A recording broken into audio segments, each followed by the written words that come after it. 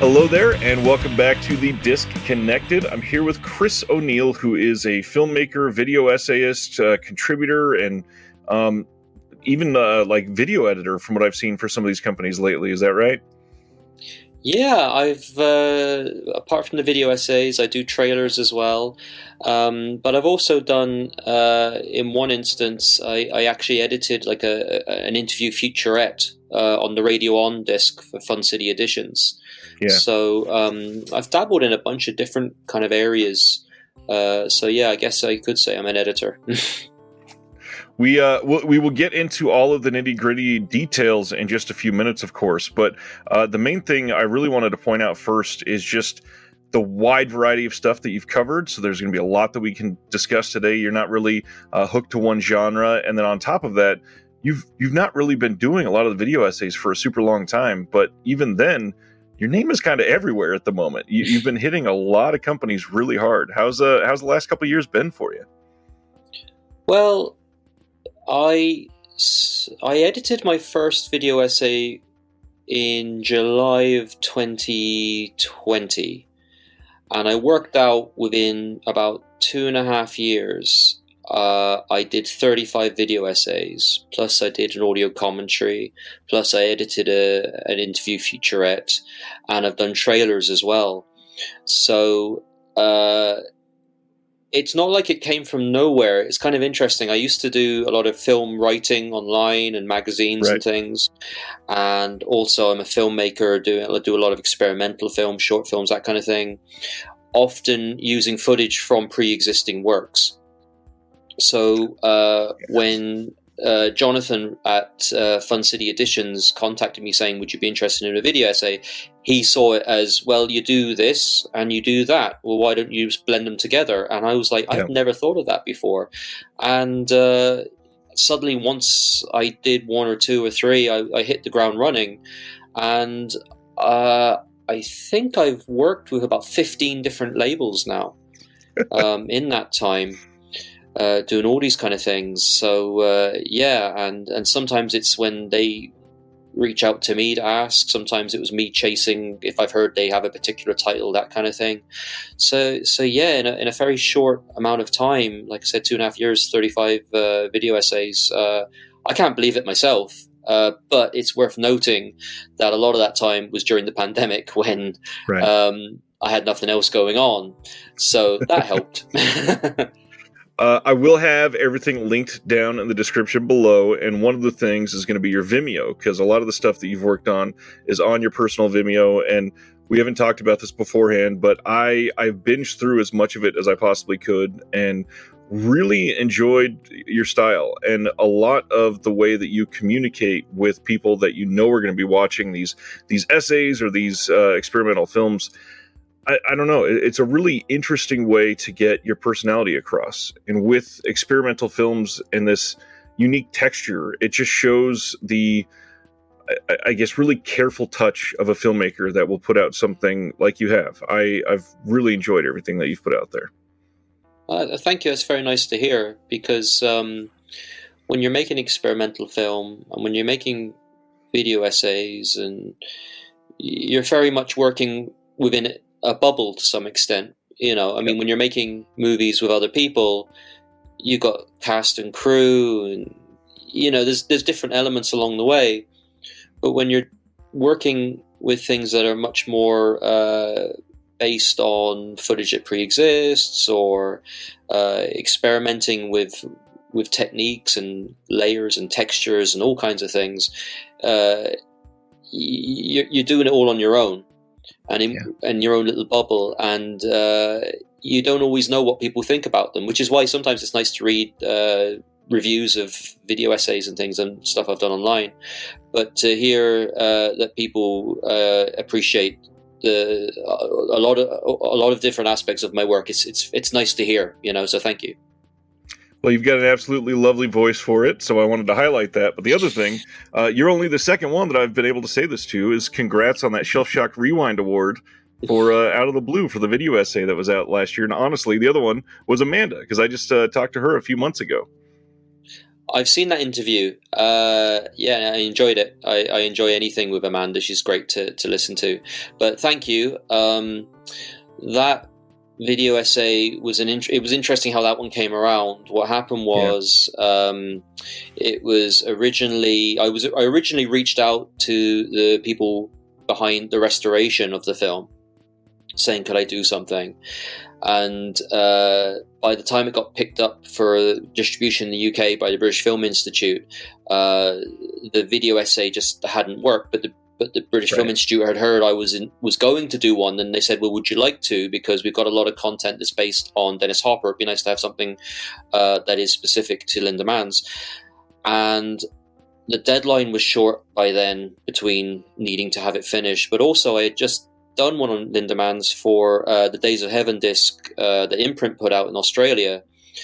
So I kind of was like, I really want to do this, but I just felt like I wasn't in the right place to do it at that time with the deadline and other projects and things. So I had already worked with Amanda on a video essay that she asked me to work on for her, the Toolbox Murders, which I think is an incredible video essay. I don't mean because I'm involved. I mean because of what Amanda what Amanda brought to it. You know, I just tried to illustrate what she wanted to get across her point. But so I asked her, would she like to contribute to this one, and she did, and I'm delighted she did. And I think it works out really well. And again, that's not me self-praise, that's me talking about Amanda's work. So yeah, thank you. I'm really proud of that. And then it was great that it was on the Severin disc as well.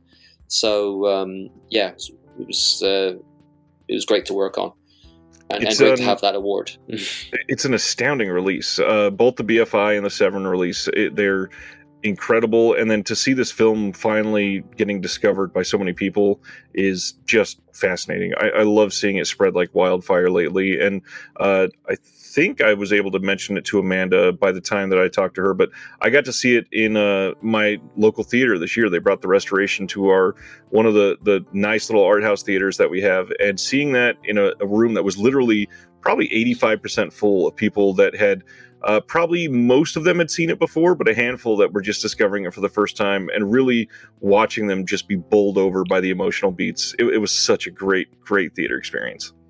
Oh, yeah. No, it's a great film. I first saw it when I was 16 or 17. Wow. And I was in rural Ireland, in a small town in Ireland. So a lot of the beats about where they were in that story, I could relate to, not specifically with what was going on with the characters and things, but that you know, that lifestyle, small town kind of so it really hit me hard. But yeah, I mean, it has to be one of the most, you know, excuse the language, what the fuck openings ever. Yeah. And it's just like, if that's the opening, where's this film going? Right. And the funny thing is, the way they set up the opening, it really mirrors the ending kind of beautifully. They do it really, really well. And my wife had never seen it before this year, so to watch it with her for the first time, I loved that she couldn't shut up about it for the next probably day and a half, because she was just completely awestruck by it. Yeah. Oh yeah. I mean, I'm a big fan of Dennis Hopper as a director. I mean, The Last Movie is one of my favorite movies, but yeah, I'd have to tie between the two films that would be my favorite films that Hopper directed would be The Last Movie and Out of the Blue. They're both very different in certain ways. Obviously, I think The Last Movie is much more experimental, but the fact that Out of the Blue hangs together so well when you hear about how turbulent the production was, I mean, it just comes together absolutely perfectly. Like, you wouldn't think there was anything like that behind the scenes. It just seems so perfect, you know? So yeah, it's a wonderful movie. I agree. So getting into what you've done all kinds of experimental films.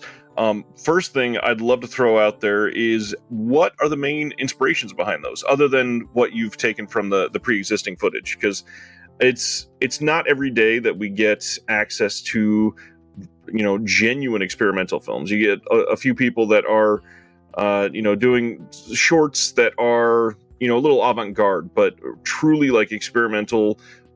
I'm seeing into someone's soul with this. That's not as common. Yeah, I mean, in terms of influences, it's really interesting because with experimental cinema, obviously this is a very broad just way of putting it, but it tends to be kind of almost like two schools of thought from it, which is where it's coming from an artist who moves into moving image, or a filmmaker who's going into the avant-garde. Does that make any sense? Oh yeah, definitely. Yeah, so I'm obviously coming from it from a cinema point of view and deconstructing cinema, and it comes from a fascination of, I used to find myself watching a movie and there would be one particular actor, for example, that I would just find fascinating, and I would just fixate on. A very recent example would be The Hateful Eight. It's an okay movie, I enjoyed it, but I absolutely adored Jennifer Jason Leigh's performance in it. And I found myself watching her, and there are scenes in that film where she's doing nothing, yet she's doing something, if you know what I mean.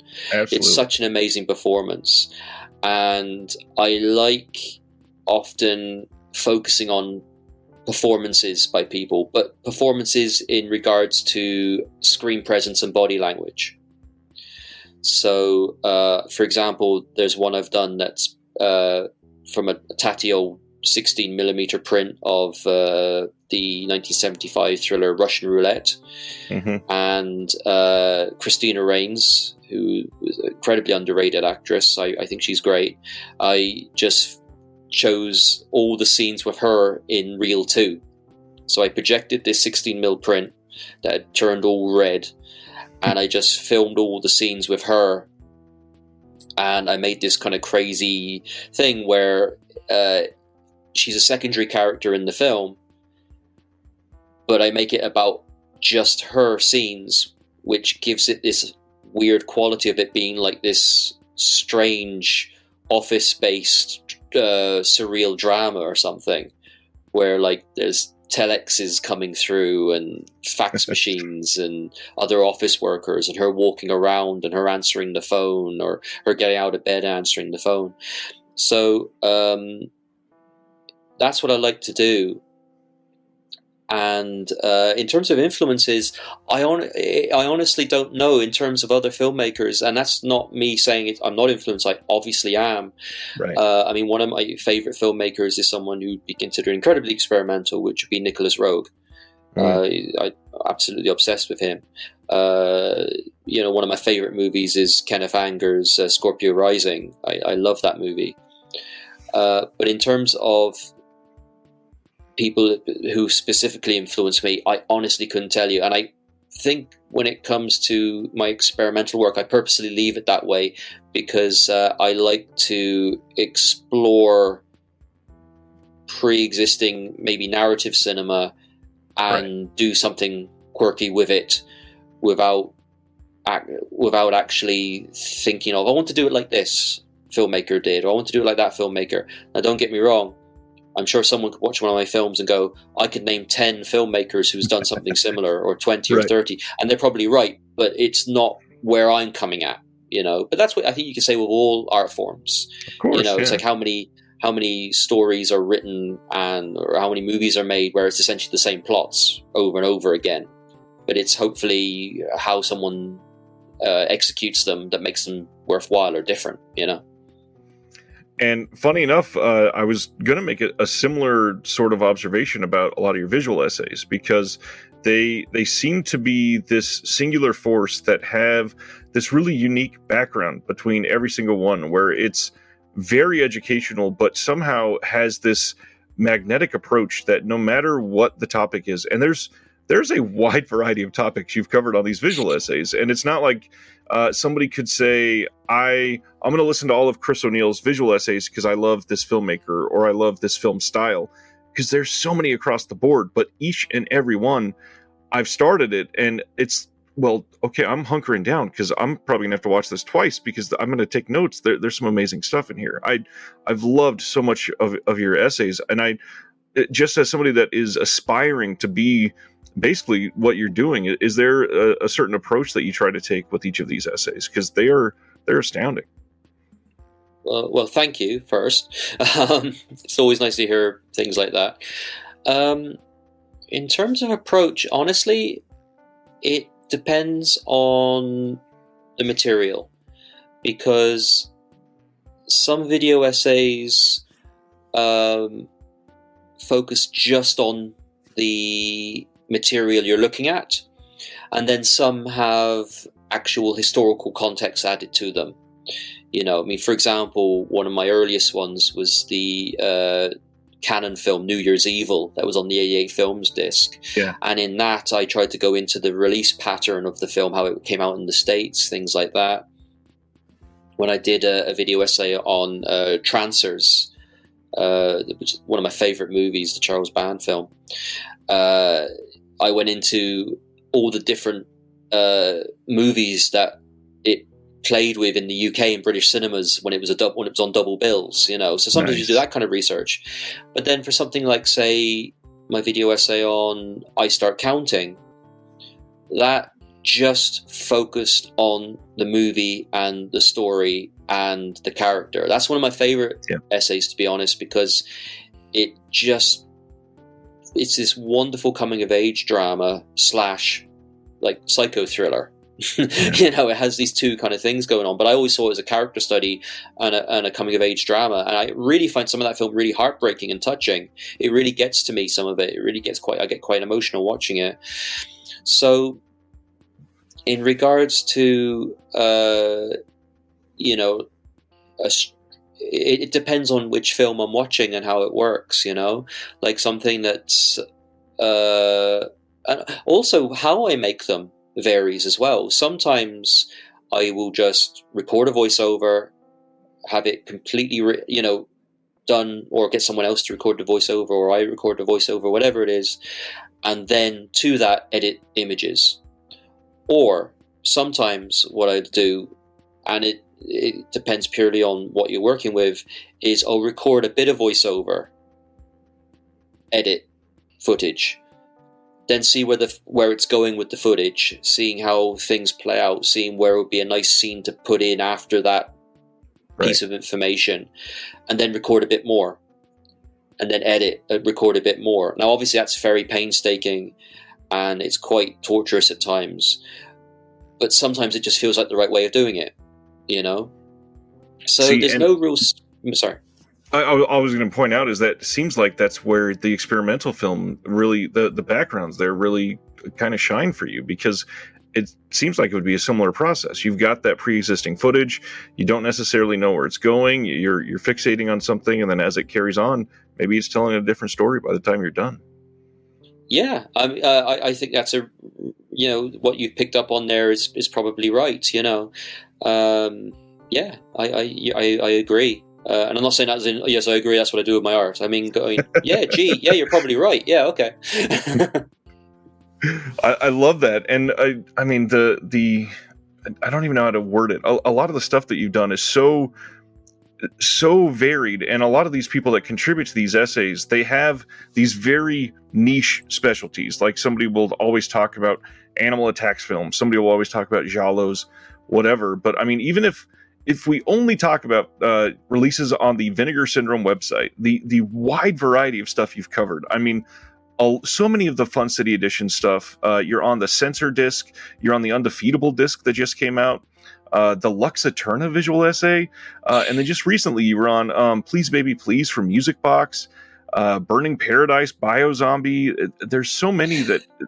Like, these don't really go together, and yet somehow you find something to love in every single one that's educational and just lovely. It's a gift, man. You're doing great. Well, thanks. I mean, besides being a filmmaker and a writer, I'm also a cinema programmer. Like, I worked out recently. Yeah. I've been a cinema programmer for 19 years. Wow. So I started when I was in my early 20s, and even before that, in my teens, I obsessed with film and had a very sort of encyclopedic knowledge. Right. Not so much in the last couple of years anymore. Now I have 2 kids. Like anything that stuff doesn't stay in the brain as much as it used to. But due to lack of sleep and other things to think about and worry about. But in regards to studying different films and looking at them and thinking about an audience for them, and also having this weird practical quality to them as well, because I program art house cinemas, and art house cinema is contradiction in terms. Art is creativity and cinema is money, so it's sometimes trying to find this balance between commerce and artistic vision, So I tend to find when I'm doing these video essays that on one hand I'm trying to be creative and I'm trying to either give some sort of knowledge or some sort of angle for someone to think about differently on the film or whatever, but I also try to do it in a very practical way that's very very linear, I mean, I joke about it, but I joke that I like to think of myself, whether it's experimental cinema or my video essays, that I'm like I'm trying to do it like a Don Siegel film or something, or like one of those 4-reeler New World Pictures films, or Charles Band, a strange analogy to make, but it's that same kind of mindset of trying to get everything very concise and condensed and worthwhile at the same time, Yeah, that's very true. And I mean, the idea of film programming, first of all, we don't highlight that as an art form in itself enough, because there's so much thought that has to go into some of these, because not only are you curating for really what you want to see, but also you're supplying art to an entire community, and the entire mood of a night or a weekend, or the ability to change somebody's life with discovering some of these films goes a long way. And truly choosing what to make some of these essays about is kind of curating in that same way, because in Lux Eterna, obviously the idea of this film being in split screen, it's important to the film, and you could stop there and really highlight it from that. But highlighting all split screen cinema and the way that this has been done is, there's so many different unique approaches that you could take, and you've made some great choices along the way. Is there a certain video essay that you've done that you're just very, very proud of and you think might be like the most impactful one for you looking back on? Well, I have some favorites, and I have certain films that mean something. Mm-hmm. But I think the one at the moment that I'm most proud of, partially because I just can't believe I did it in a very short amount of time and everything, and how well I think it came out myself. I'd like to think it came out well, is the one on the censor disc. Freedom is the Image, about the history of the origins of the video nasties phenomena in Britain. I'm really proud of that one, because I mean, that one's like my longest one as well. I think it's like 33 minutes, I think. And honestly, I just sat down, wrote it in a couple of days, and it was all just there, a bit of tweaking and a bit of editing, but it just came through, because it's a fascinating subject on several levels. Yeah. You have the films in question are fun, or movies that I admire or enjoy or love or whatever. But it's also this idea that people found them dangerous. That's really fascinating. And what I found really interesting in the research I did was there was obviously a media campaign with the tabloid newspapers and broadsheets, everyone really, to get these things banned because they're harmful to our children. Was when you're reading some of these reports, on one hand, they're giving a catalogue of these are the horrible scenes in the films. That's one thing. But when you actually start reading little insinuations about the films that aren't there, which make them sound even worse, Right. For example, when they're talking about the film Snuff, one newspaper article said something like, even though it was disproven to be real by the FBI, some still believe that isn't the case, which was obviously complete nonsense. But by putting that in there, people thought, oh my God, real death is in these movies, real torture, you know? Or another one detailing what was happening in I Spit on Your Grave. Now, that's extreme in one hand, the content of the film itself, and like here we are, how many years old is that film now? Is it 35 years, 45 years now? Somewhere around 45, yeah. Must be 45 years. It's still contentious. I mean, even as of like 10 or 15 years ago, where I'm here in Ireland, the film was banned again, even in a heavily cut form. You know, so it still rubs people up the wrong way. But one article stated that the main character was an underage girl, which she isn't in the film. You know, she's a grown woman. But by putting that little detail in there, that just makes it sound even more disturbing and not right. Do you know what I mean? Oh, absolutely. So it was reading these different media reports and the salacious language they'd use, and on one hand saying, aren't these things horrible, while printing images from the video covers and things like that. So it was like, on one hand, people were reading them saying these are disgusting, yet they're looking at them and reading these catalogue of disgusting things that are happening, you know? Dying to see more of it, yeah. Yeah, so it was really about the way the media manipulated these things, but also the film companies themselves had their own they had to accept responsibility for some of what they were doing. Well, they weren't just putting the movies out, but they had these wonderfully lurid box art covers where, you know, they wanted someone to walk into a video shop and go, Jesus, what's that? I want to rent that. You know, I mean, if you think of Driller Killer, I mean, it's like Abel Ferrara's Driller Killer is more like a Polanski film, really. And there's a couple of instances of very, you know, a couple of seconds of gore here and there, but overall it's quite restrained. Fairly tame, but by taking the image of the drill going into the head and having that on the front cover of the box, that film became like the poster boy for why these films are horrible and why they need to be banned. You know, so anyway, all of that going into this video essay was really interesting for me. And also, someone I admire quite greatly said they saw it and said they thought it was the best audiovisual piece they've seen about the video nasties, which was really quite humbling to me. Because I've seen, I mean, for example, David Gregory made an absolutely amazing two-part documentary, Ban the Sadist Videos, which is one of my favorite documentaries. Jake West as well did a great two-part documentary as well. Those documentaries are amazing and they should be checked out.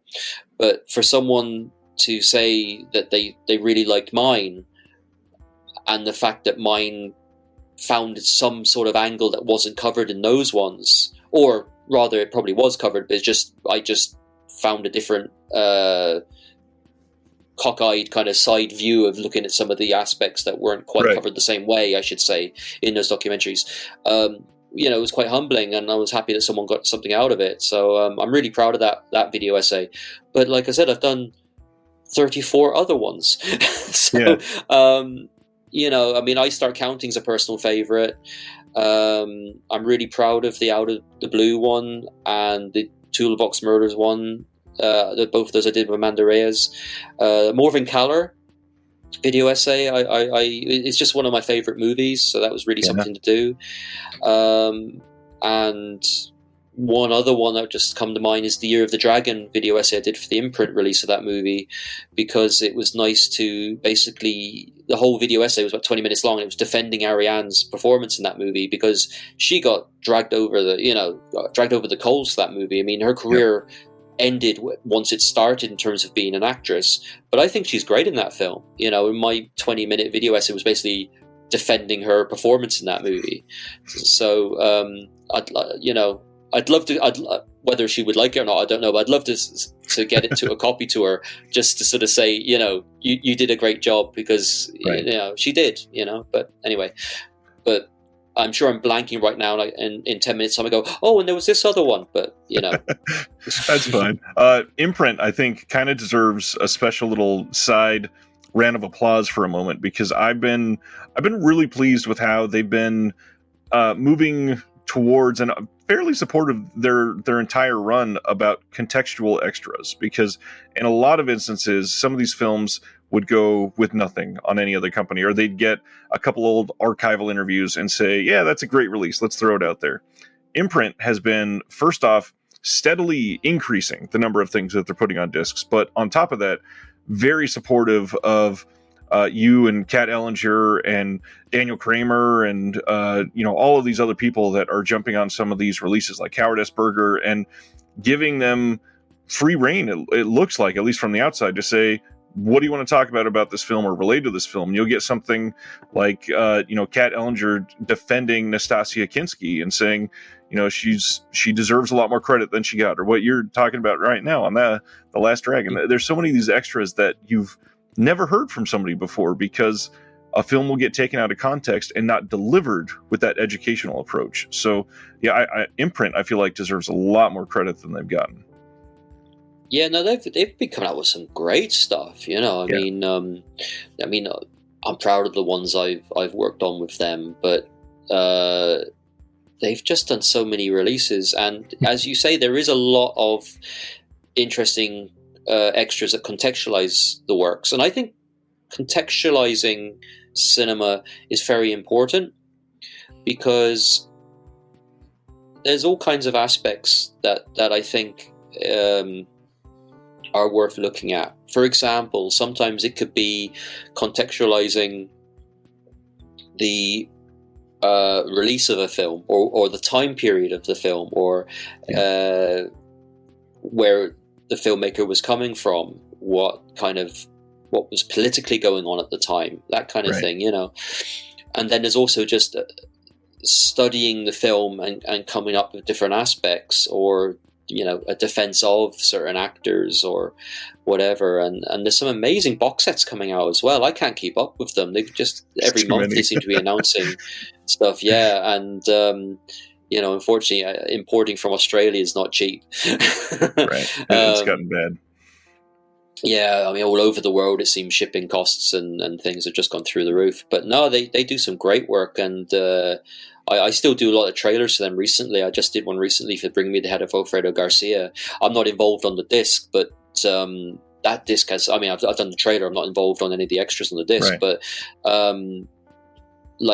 that disc has some great stuff on it. I'm really looking forward to seeing that myself. I mean, it's a film that's already been on Blu-ray. I had the Twilight Time disc, and then there was a Great Arrow edition. But the fact that Arrow edition had so much on it, and then Imprint could come up with another disc which has so much on it, it's really testament to what they're doing. That it's worth owning both of those releases, the Arrow and the Imprint release.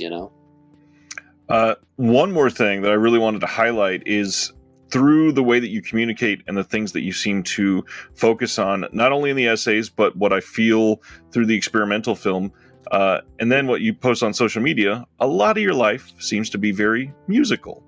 It seems like you've got this great passion for music and have been attached to it for a long time. And I don't know if that's evident to everybody or if it's just me, because it's been such a big part for me. But has music played a big part in your life? Because it certainly feels like it.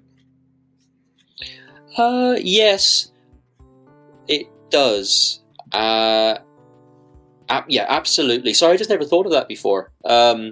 Because yes, it does. I mean, a lot of my video essays are scored by a collaborator I work with called Gabby Bam Bam. Stage name, and she's absolutely incredible. Yeah. And what makes her so unique, I found, in terms of working with her, is I will show her the film I'm working on a video essay for, and she'll give me a musical interpretation of that film, So, I mean, Alphabet City was the very first one we ever did together. Then we did I Start Counting, Jeremy, Year of the Dragon, the Lux Eterna, the split screen video essay, and I don't always use pre-recorded, especially recorded scores. Sometimes I just work with the materials of the film. But yeah, sorry, it sounds like, if I'm not really answering the question, it's not that I don't agree. I just never thought of it. But I suppose I do have quite a passion for music. Well, funnily enough, like, when I get to do them, I don't know. But I keep saying when I have downtime, maybe in 10 years' time, when I have downtime, I'd love to do a series of online video essays where it's just for the fun of it. Yeah. I will select subjects where I will do some just to run, And one I would love to do, for example, is focus on maybe sometimes a music video or even a song. I mean, I recently saw Pulp live, and one of my favorite songs of all time, one of my favorite albums, one of my favorite songs, and it has a great music video, is This Is Hardcore, that album and the title track. And I actually wanted to do a video essay where I discuss the music video. But of course, when you're discussing, if you're doing a video essay on a song, you have to be careful because it's also music copyright as well. Yep. So I had this crazy idea where it's like, can I break down the song without using any of the song? Right. Just using the music video, highlighting the lyrics, having some sort of score created for it that somehow is a tribute to the video and the song, yet probably doesn't sound anything like it, Right. And this sounds crazy, and it probably sounds a bit pointless, but these are the things that are going through my head sometimes. Like, I'm laying there at night going, yeah, I'd really love to do a video essay on a music video, but not use any of the music. So funny enough, I've had a lot of the same thoughts. I grew up kind of adjacent to the music industry. I did show promotions for a long time. I've had bands play in my living room a handful of times.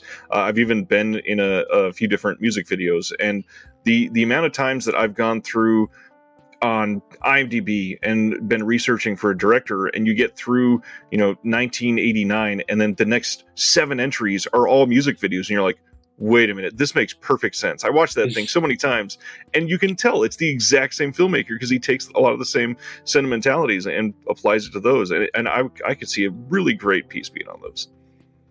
Yeah, no, I mean, music video. I've done 5 or 6 music videos myself now, and one thing I tend to have in a lot of my experimental films, and it's been in the music videos, is female portraits, just female faces. Mm-hmm. And it's interesting to because also I quite like the sometimes uncomfortableness maybe, but also the intimacy of someone looking into camera, right, and looking straight into the audience. I think there's something really uncomfortable in some circumstances, but also really emotional and intimate as well. And that's one great thing you could do with a music video, because they're a musician's performing the song to an audience and therefore to camera. So sometimes some of the music videos can be an extension of that as well. And and I mean, also one of my favorite filmmakers is Tobe Hooper, and I only found out in the recent years that he directed the video for "Dancing with Myself" by Billy Idol.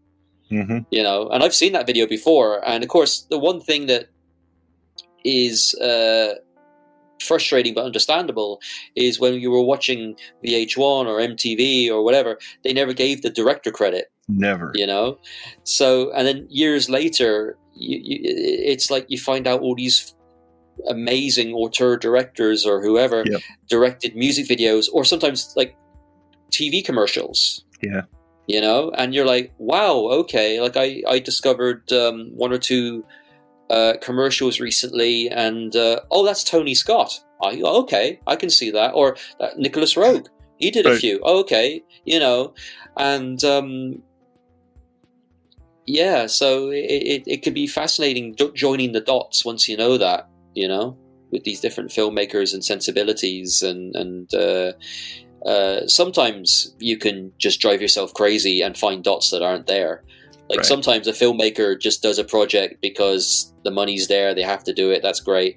And you can convince yourself there's some sort of, well, I think the theme of this is what they were discovering, and you can do that. But sometimes that can be fun, even if it might be a bit ridiculous or stretching things a bit thin, So, if I remember right, I think I remember hearing that Todd Field, who put out Tar last year, he's only released like 3 films, and I believe he's done like a ton of commercial work in between, and that's basically it. It just makes a living doing these fun little commercials, and then every once in a while, I'll just randomly make a masterpiece, basically. Jonathan Glazer as well, who made Under the Skin, and he makes a lot of commercials. And I think it was an interview with Tony Scott, where he said what was great about commercials, making them, was you get given a lot of money to make things look good. Yep. So you can experiment with big budgets and technology that you can then bring to your future projects. Yeah. And when you think about that with his work, it's like, okay, that kind of makes sense. I can see that, So you don't get play money when you're making a blockbuster. Yeah, you got to exactly. save money. yeah, exactly. Well put. Yeah, that's fun. I completely see that for a lot of these people, and I could see if somebody could give the time to some sort of, I don't know, a revival of music video discs. I feel like that'd be really fun to get a handful of essays on some of these, but I imagine the rights entanglement there would be a nightmare to get everything together. Yeah, and also one thing that really frustrates me is I'd love to see gorgeous, digitally remastered copies of these videos from Film Elements. I mean, they did it. I mean, I knew this was something unusual, and then I realized why. Recently, they premiered a couple of years ago in Cannes a gorgeous 4K restoration of the I'm Still Standing video by Elton John. And I thought, wow, that's really unusual to take that step, to go back to the Film Elements. Then, of course, I discovered that in the biopic of, is it called Rocket Man? The biopic about Elton John? Yeah. The whole end sequence is a recreation of that video where they slot in footage from the original music video.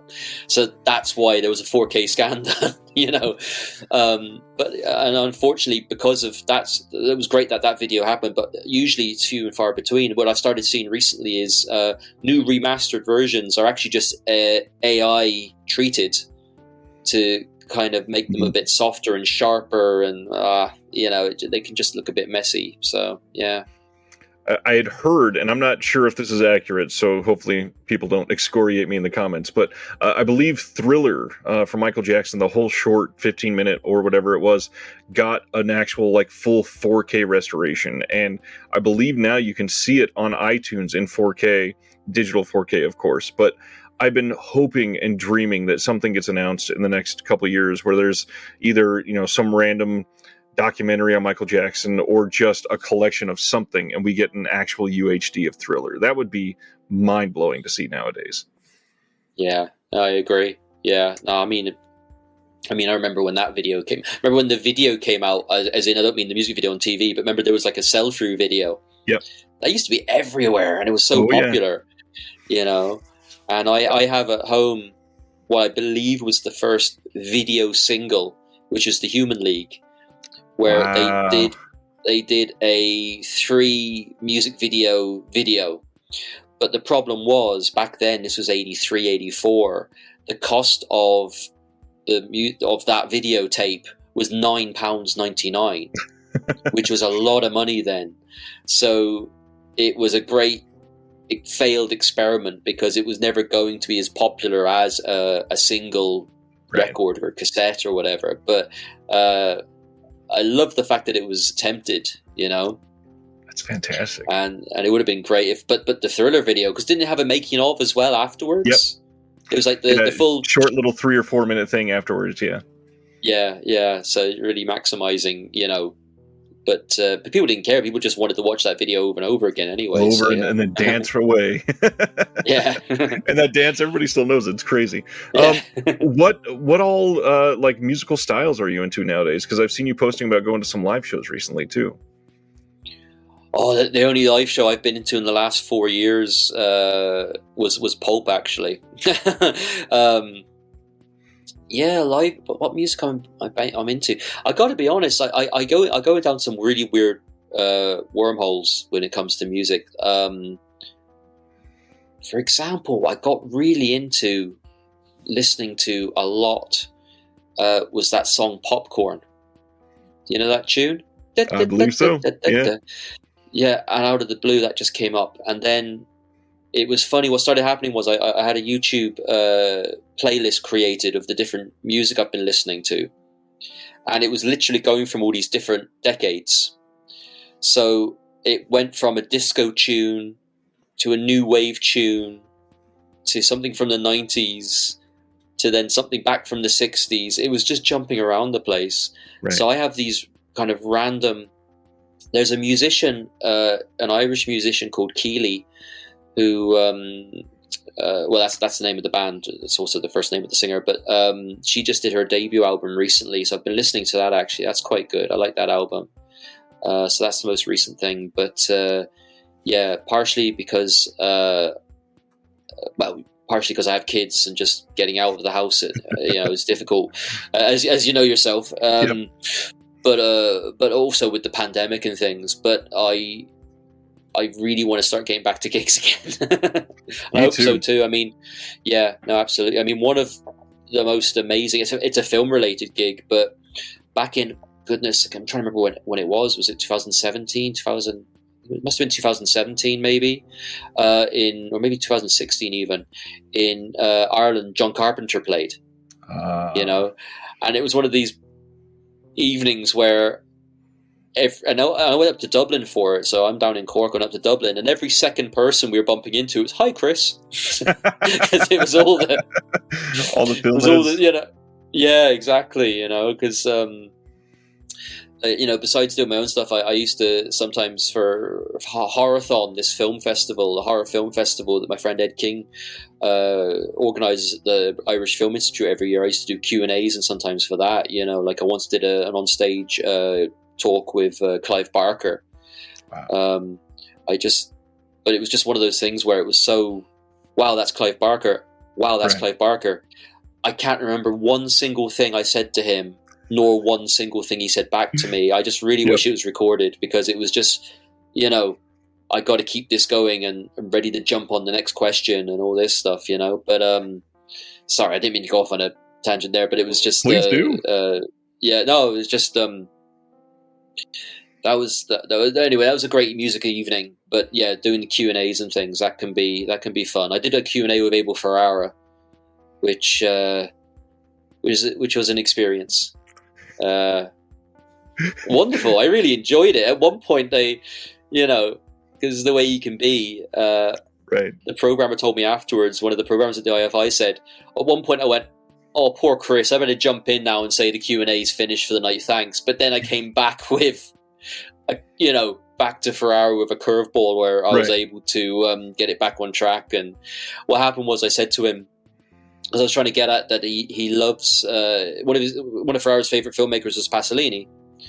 So I was saying to him, how did it feel to finally get to make your film about Pasolini?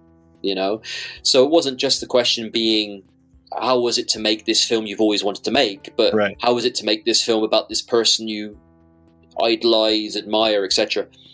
And Abel just went to me, "It was great. It was like eating ice cream." Like, what a stupid question. He just looked at me, and 250 people in the audience. But then I was able to come back to, but I'm talking about, you made a film about Pasolini. And then I got this wonderful answer from him. But initially he just looked at me like, "It was great. It's like eating ice cream." Push back a little bit. Yeah. Yeah, but I think he does that anyway. That's just the way he does it, you know. That's just the way he does things. But yeah. Anyway, sorry, going off on tangents now, talk about Q&As and things. But yeah, The show is a tangent. Come on. God, I'm fascinated by so much of this. I want to just pull at every single string, but there's so many things. I mean, first of all, we haven't even gotten like a stable background. I believe you grew up for a little while, at least in the UK, before going to Ireland, right? yeah. So my father's English, my mother's Irish, and I spent the first 10 years of my life. Well, I was born in Holland to make it more in the Netherlands to make it more confusing. Then, like 3 months old, moved back to the UK, and I lived in Cornwall. My father's from a town called Falmouth, and Falmouth I should say, we were based 30 miles away from where they filmed Straw Dogs. So, and it was really fascinating because, like, I like my grandmother, for example, who passed away a few years ago. The last film she ever saw in the cinema was probably the original release of Lawrence of Arabia in the 60s. You know, she just wasn't into film, right? But she could tell you, "Oh, Straw Dogs with Dustin Hoffman," because it was such a local celebrity film. You know, and you'd bump into people who would mention, "Oh, Straw Dogs, yeah." So I was there till 10. Then my parents moved to rural Ireland, a place called Kerry, a town called Kenmare in Kerry. So I was there for about 8 years. And then from there, I moved to Cork. And even though I've kind of moved around since I've been in Cork, like I lived in New York briefly, I lived in Toronto for a while, I lived in London. Wow. During that time, Cork was always my base. Right. So I always kind of came back to Cork, and my wife's from Cork. So, you know, like about 12, 13 years ago, when things got really bad here and people were leaving Ireland to look for employment, there was me going back to Ireland to look for employment, and I ended up getting my job where I'm currently programming a cinema in Ireland, the Triskel Arts Centre. So a lot of bouncing around, that's why my accent might be a bit unusual. It's not Irish, but there might be certain phrases I say that might sound Irish, but it's not exactly West Country. Maybe a bit Mockney, I don't know, because it was like one thing my father used to try to do was try to get me to stop sounding incredibly Cornish, you know. So West Country accent would sound a bit more like this, and my father would be like, "Let's go out together," and my father would be like, "No, say together." So it was kind of ingrained into me to try to, you know, just not sound like I was from the West Country necessarily or whatever, just, you know. So my accent's a bit all over the place. So so that you know, that's my geographical background anyway. maybe those 3 months in Holland are really flavoring the accent. Yeah. Well, we heard about Cork being the home base. What about the film home base? Is there certain things, obviously, as you branch out towards all these other genres, is there a handful of things that you always go back to and you find yourself really drawn to?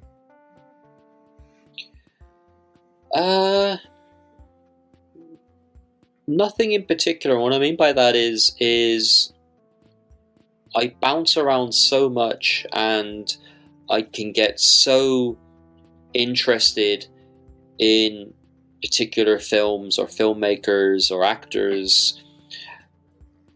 There are certain people I'll always go back to. I've always loved and I'll always go back to. You know, like Nicholas Roeg, as I mentioned already, Brian De Palma, Lynn Ramsey. Lynn Ramsey's like my favorite contemporary filmmaker. I'm a huge fan of hers, and that's why working on the Morven Caller disc was such a important thing for me. Rob Zombie as well. I'm a big fan of Rob Zombie. I find it fascinating how much people either love him or hate him. That was an unexpected answer. Yeah, seriously. I mean, I think Lords of Salem and Halloween 1 and 2. I'm a huge fan. I hosted the Irish premiere of Lords of Salem. Wow. In my current cinema program, which is a former church space. So to see Lords of Salem in this wooden cinema with old pews and things, it was quite something. You know, it was a full house as well. It was really quite something. it's a special movie. I'm a big fan of that movie. But also, I think Halloween 1 and 2 really hit me hard as well. I saw the second one again recently, and it's bloody hell, it's hard. It's harrowing stuff. I think, you know. I'm a really big fan of his work. Me too. Even the monsters recently. Sorry.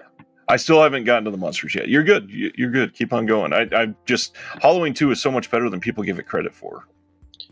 Yeah, I mean, I do admit that the director's cut works better than the theatrical cut because there was some compromises made. And the first time I saw it, the theatrical cut, I was underwhelmed by it. But when I went back to it a little while later, I absolutely loved it, and I really found it emotionally draining. You know, like the performances in that film, the characters, and also I find a lot of his dialogue amusing as well. You know, just some of his characterizations and things. Yeah. So, and it's weird, like, and it's strange. I'm talking about. I mean, also like Claire Denis would be another director I'm a big fan of. You know, and. You know, there's a lot of modern directors. There's a lot of modern directors I liked as well. I'm blanking right now because I keep going back to the. It's funny because I'm so invested in thinking about older films because those are the projects I tend to get offered for video essays. I tend to linger in that world when I'm talking in these conversations, you know. But then when I'm in my film programming world, it's all contemporary with the occasional. Going back to older movies or special programs or seasons or something, you know. Well, I mean, that's a really good segue into a common theme that seems to be over the internet for a lot of these, not to put them down, but like kind of film pretentious circles lately, is there are tons of people that will simply say they don't watch anything in the 21st century, or they don't see how anybody's going to the cinema for any film nowadays. Are there any, films from the last 5 or 8 years that are just masterpieces in your mind? Something that if somebody's really staying away from something in the 21st century that you would say, how have you not seen X?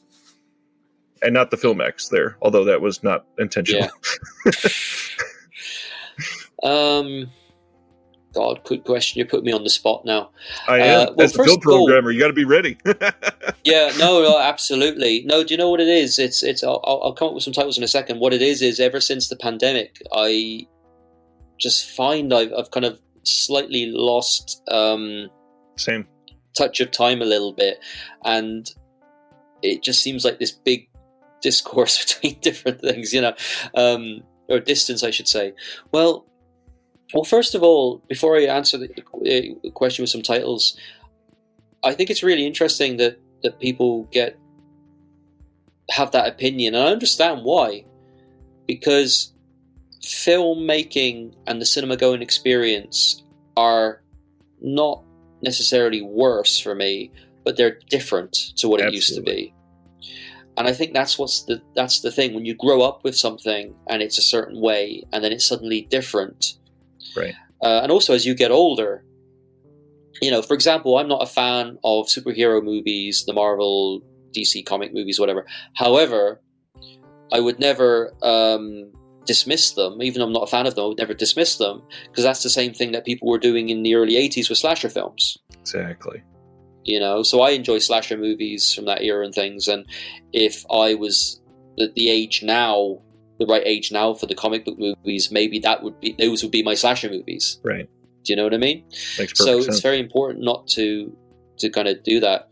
But in terms of recent years, films that I really, really liked, I'm thinking recently, the last couple of films that Jerzy Skolimowski made.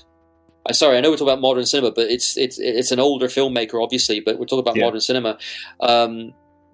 Like his recent film EO, or a film he made about 10 years ago called 11 Minutes. Yeah, I thought they were absolutely amazing, and it's fascinating to see an older filmmaker working with modern materials. Does that make any sense? Absolutely, yeah. Like working with digital, working with modern means, and it not feeling old, you know? See how these people adapt, yeah. Yeah, absolutely. and some of Claire Denis' recent films. I'm blanking on the name of it, which was the film, the science fiction one with Robert Pattinson. High Life? High Life. Yeah, High Life. I mean, High Life was great. Yeah. And I just wish I could think of some more. Well, actually, there is a recent, more contemporary, younger filmmaker whose film I really liked, and that film is After Blue. Bertrand Mandico, I think I pronounced his name right, maybe not, but there's a company called Anti-World. Are you familiar with the Anti-World's titles? Man, this is going to sound like we planned this. I swear to everybody watching, we did not. Literally last night, I do a weekly show where I talk about all the announcements, and we talked about surrealist films last night. And Bertrand Mandico came up, and we talked about him for a handful of minutes. But also, I do a newsletter for my patrons every month, and I just literally right before coming down here was getting up for the one that's coming out this weekend, and I just put up this big banner for Anti-Worlds. I love their stuff. They don't get nearly enough play, but I've been talking about them for a long time. Well, me and a good friend of mine, Maximilian Lecain, who's another fellow experimental filmmaker, we're collaborating on a video essay for the upcoming UK Blu-ray release from Anti-Worlds of After Blue. Wow. So I'm allowed to reveal that. I double checked. Very nice. So I got a couple of different irons in the fire, which I can't reveal now, awesome. whatever. But that one I can.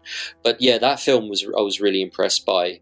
But Anti-Worlds do some amazing films. Oh, yeah. Earwig is the recent, which is the one that's upcoming. Yeah. That's that's an amazing movie. That and Murder Me Monster. I was really looking forward to Murder Me Monster. Yeah, I haven't seen that myself yet. I'm looking forward to that as well. Yeah. And they've done some great stuff. I mean, they did that great documentary about artist Penny Slinger. Yep. Did you see that documentary? Yeah. That was a good documentary. We showed that. I think we're the only cinema in Ireland that showed it. Yeah, that makes sense. Yeah, I mean, obviously a hard sell or whatever, but when I can, I like to try to support them. But yeah, After Blue was a film I really liked. So so I'm just blanking. I wish I could remember more titles. It's just I was so geared up in talking about older movies, and right. I had to throw the curveball, and I totally get it. I keep joking that it feels like it's March 914th of 2020, just because time stood still for this longest time. And the weirdest thing is, the world does keep spinning, obviously. I mean, my children have gotten a lot older. I've gotten a lot older in the last 3 years. But at the same time, so many things are still stuck fighting that same fight. I mean, we talked about media manipulation earlier, and the fact that this is a daily thing in our lives that we're literally fighting against, global conglomerates and trying to, as of yesterday, we see the Screen Actors Guild going on strike. There are so many labor things that everybody's facing right now that has not changed in 3 years. And it's depressing, but it makes it feel like this odd, stagnant time. Yeah, and it kind of feels like politically things, like the last 5, 6, 7 years between like Brexit happening in the UK, different should we say political leaders in different countries, COVID,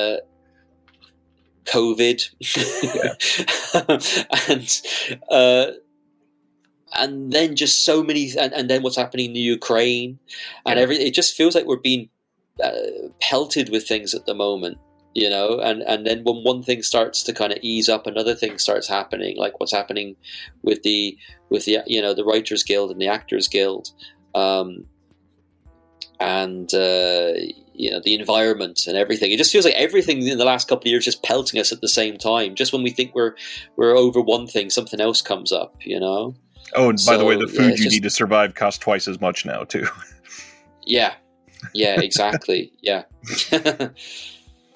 It's been a rough time, and I hope that we find a way out of it. And one of the things that I use to get out of it is cinema. So to wrap it up, thank you for your contributions and for giving a lot of us an escape. And 36 plus visual essays that have been astounding. I will link to some of my favorites in the description below. Everybody, please go support Chris. Again, his Vimeo is going to be down there. Lots of great stuff to check out. Chris is fantastic. Give him a follow on social media. Thank you for doing this. Oh, thanks for having me. This was fun, and I'm sure there's a million other things we could have discussed. As in, it was fun doing so, and yeah, thanks for asking me to be on your show. I will absolutely be asking again because we have a lot of the same interests, and there's a lot more rabbit little trails that we can go down, I'm sure. All right, Chris, be safe. Have a good night, and we'll talk again soon. Great. Thanks very much. Thank you for listening to the Disconnected Podcast. There's one big thing that you could do to help the show, and that is to leave a rating and review on the podcast service of your choice. Thank you.